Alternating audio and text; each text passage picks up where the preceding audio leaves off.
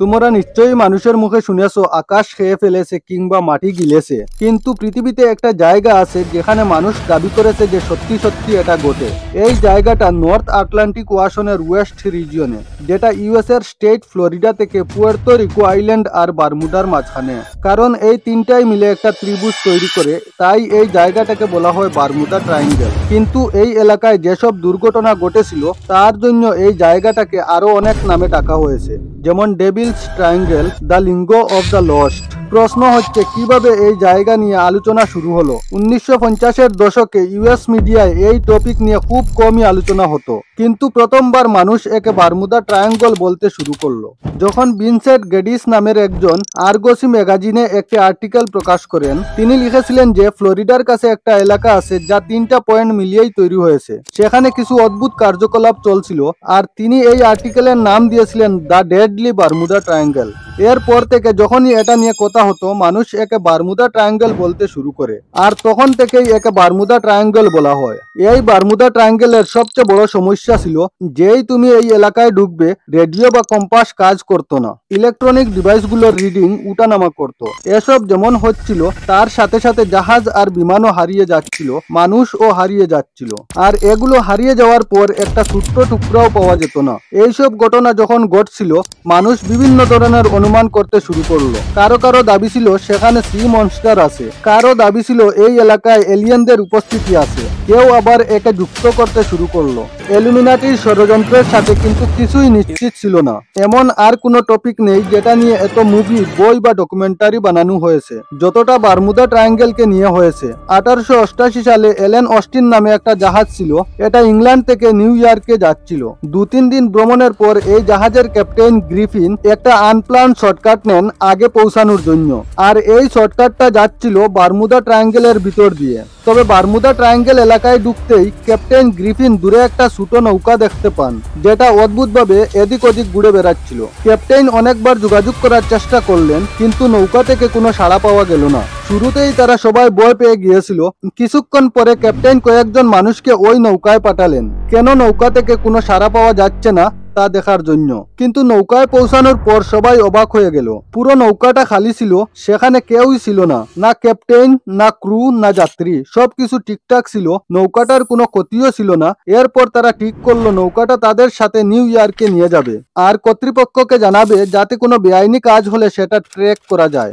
যখন তারা নৌকাটা নিয়ে নিউ ইয়র্কের দিকে যাচ্ছিল একটা ভয়ঙ্কর ঝড় হয়, আর নৌকাটা হারিয়ে যায়। ঝড় শান্ত হতেই নৌকা আবার দেখা যায়, কিন্তু নৌকাটা দেখে সবাই অবাক হয়ে গেল, কারণ যারা নৌকাটা নিউ ইয়র্কে নিয়ে যাচ্ছিল তারা সবাই নিখোঁজ ছিল, আর নৌকার কিছুই হয়নি। এরপর তারা নৌকাটা সেখানেই রেখে দিল আর নিউ ইয়র্কের দিকে রওনা দিল। পরের দিনই এই ঘটনাটা পুরো পৃথিবীতে ছড়িয়ে পড়লো। আরেকটা জাহাজের নাম ছিল মেরি সিলেস্ট। এটা নিউ ইয়র্ক থেকে 7 নভেম্বর 1872 ইতালির উদ্দেশ্যে রওনা দেওয়ার কথা ছিল, আর এটা খুব ভিড় করা ছিল। কিন্তু এই জাহাজটা বারমুডা ট্রায়াঙ্গেলের কাছে পৌঁছাতেই অল্প সময়ের মধ্যেই হারিয়ে যায়। অনেক খোঁজাখুঁজি করা হয় কিন্তু কোথাও পাওয়া যায়নি।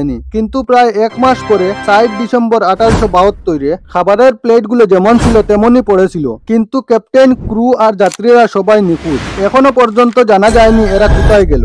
এরপর 5 ডিসেম্বর 1945 5টি ফাইটার প্লেনের একটি দল নেভিগেশন ট্রেনিং এর জন্য ফ্লোরিডার দিকে প্লেন ছাড়ে, আর কমব্যাট ফাইটিং এর জন্য এই দলে নাম রাখা হয় ফ্লাইট 19। সবাই ছিলেন ট্রেনিং এ থাকা পাইলটরা, এবং তাদের সিনিয়র লেফটেন্যান্ট চার্লস নামে একজন। তাদের ট্রেনিং এর রুট ছিল যে তারা ফ্লোরিডা থেকে রওনা দিবে এবং পরে তারা চিকেন ড্রপে বোমা ফেলবে, তারপর গ্রাউন্ড বাহামা যাবে এবং ফ্লোরিডার বেশে ফিরে আসবে। ওই সময় আবহাওয়া পরিষ্কার ছিল, কিন্তু তারা বের হওয়ার 2 ঘন্টার মধ্যেই আবহাওয়া খারাপ হয়ে যায়। তাদের নেতা চার্লস সিদ্ধান্ত নেন যে তিনি কাজটি শেষ করবেন না, বরং ফিরে যাবেন। চার্লস তার কম্পাস দেখে, কিন্তু তা কাজ করছিল না। তার অন্য কম্পাসও কাজ করছিল না। তিনি তার দলের সাথে কোঅর্ডিনেট করেন, তাদের কম্পাসগুলোও কাজ করছিল না। আর যখন গ্রাউন্ড টিম তাদের অনুসরণ করে, তাদের শেষ মেসেজ ছিল এখানে 100 ফিট উচ্চতায় কিছু জ্বলে উঠছে, এবং তারপর সেটাও হারিয়ে যায়। ক্রিস্টোফার কলম্বাসের বইতে লেখা আছে যখন তিনি ইউরোপ ছেড়ে ওখানে পৌঁছান, বারমুডা ট্রায়াঙ্গেলে তার কম্পাস কাজ করা বন্ধ করে দেয়, আর তিনি পথ হারিয়ে ফেলেন।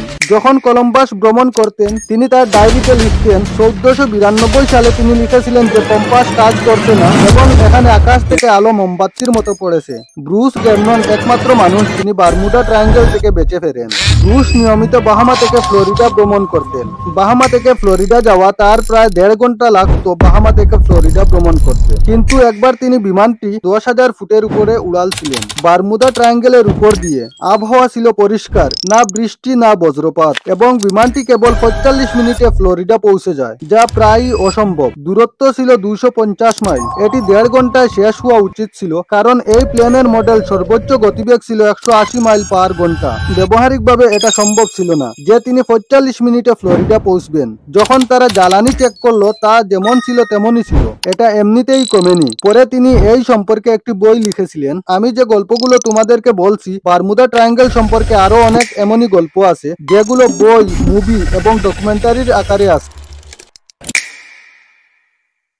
এর পিছনের কারণ হলো মানুষ রহস্যময় গল্প পছন্দ করে। মানুষ এইসব গল্পের সাথে সংযোগ তৈরি করতে পছন্দ করে, কারণ এই ষড়যন্ত্র গল্পগুলি খুব আকর্ষণীয়। বাস্তব তথ্য কোনোটা একটু বিরক্তিকর মনে হয়, এটা মনে হয় পরীক্ষামূলক। তো বন্ধুরা, আজকের ভিডিওতে অতটুকুই। ভিডিওটি ভালো লাগলে লাইক এবং শেয়ার করতে ভুলবেন না। আর ভিডিওটি কেমন হলো আপনার মতামত কমেন্টে বলবেন। আর এইসব ভিডিও আরো পেতে হলে আমার চ্যানেলকে ফলো এবং সাবস্ক্রাইব করতে ভুলবেন না। ধন্যবাদ।